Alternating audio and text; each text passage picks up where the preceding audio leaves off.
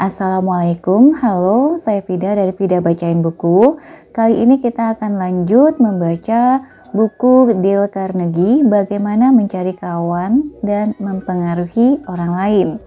Saat ini kita akan memasuki bab 5, halaman 155. Mari kita mulai, bismillahirrahmanirrahim. Bab 5, Bagaimana Menarik Minat Orang Lain. Setiap orang yang pernah menjadi tamu Theodore Roosevelt akan tercengang akan luasnya pengetahuannya. Apakah tamunya itu seorang gembala sapi,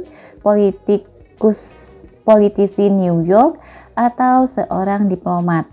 Roosevelt tahu apa yang harus dikatakannya dan bagaimana hal itu dilakukannya. Jawabannya sederhana. Pada saat Roosevelt menunggu seorang tamu, dia akan duduk pada malam sebelumnya membaca subjek yang dia tahu merupakan minat utama tamunya. Karena Roosevelt tahu, seperti juga semua pembaca tahu, bahwa jalan penting menuju hati seseorang adalah berbicara tentang hal-hal yang paling mereka hargai. William Lyon Phelps yang cerdas, pengarang esai dan profesor sastra di Yale, sudah belajar hal ini lebih dini dalam kehidupan. Ketika saya berusia 8 tahun dan sedang melewatkan akhir minggu berkunjung ke rumah Tante Libby Lindsay di Stratford, Housatonic, dia menulis dalam esainya tentang human nature. Seorang lelaki setengah baya datang berkunjung pada suatu malam dan setelah berbasa-basi sopan dengan tante saya, dia memberikan seluruh perhatiannya pada saya. Saat itu saya kebetulan sangat tertarik tentang kapal dan tamu itu bisa membahasnya dengan cara yang kedengarannya sangat menyenangkan. Setelah dia pergi, saya membicarakan lelaki itu dengan antusias. Lelaki luar biasa.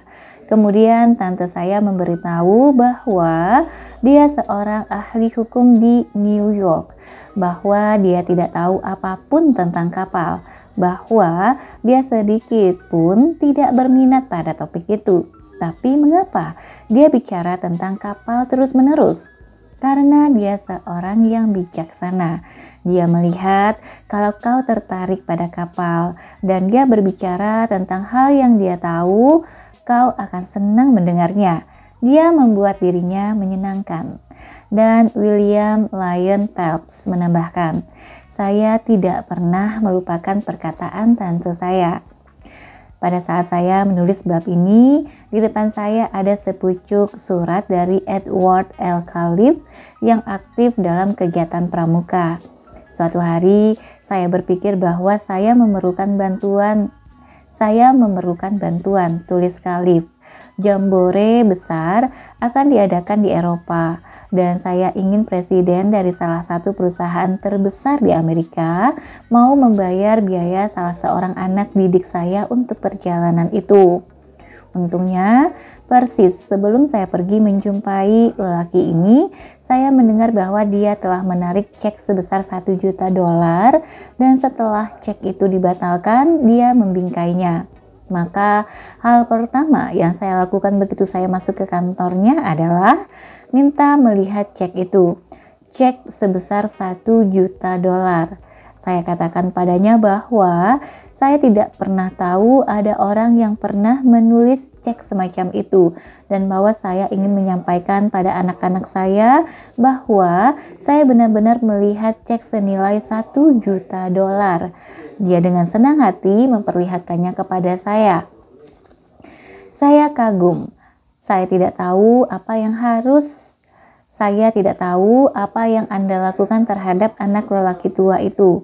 Si pelayan menyapa saya, tapi dia sungguh-sungguh telah Anda beli. Pikirkan ini, saya terus mengejar orang ini selama 4 tahun, berusaha mendapatkan pesanannya, dan saya akan terus mengejarnya dengan cara itu seandainya saya tidak berusaha mencari tahu apa yang menjadi minatnya dan apa yang paling senang dia bicarakan. Edward A. Harriman dari lembah Cumberland, Maryland, memilih untuk menetap di Cumberland yang indah di Maryland setelah dia menyelesaikan dinas militernya. Sayangnya, saat itu hanya tersedia sedikit pekerjaan di daerah itu. Dengan mengadakan sedikit penelitian, terbuka fakta bahwa ternyata sejumlah perusahaan dalam wilayah itu kalau tidak dimiliki pasti dikontrol oleh orang yang tidak konvensional.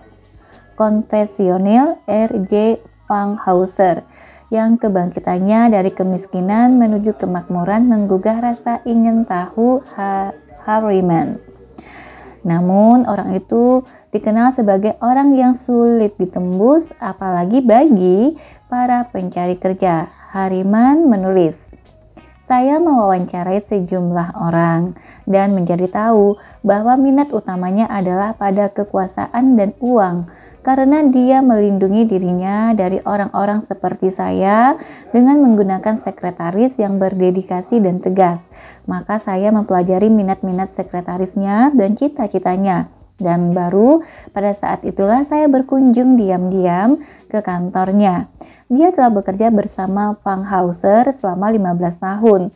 Ketika saya sampaikan kepadanya bahwa saya mempunyai